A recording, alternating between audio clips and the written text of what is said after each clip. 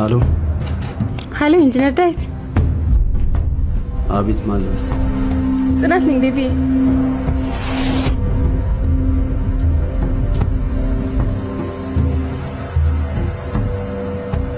የለም ተሳስተሻል። በዚህ ስልክ የለም እንደዚህ የሚባል ሰው።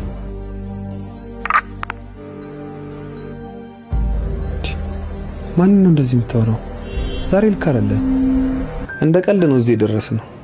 ድጋሚ የምንገናኝ ራሱ አልመሰለኝም ነበር። ግን በሷ ግፊት ስንደዋወል በተደጋጋሚ ስንገናኝ ምናምን እኔ አንተ ወንድም እጄን ሰጥቼ ቁጭ። ቆይ እሺ፣ የት ነው ያገኛት?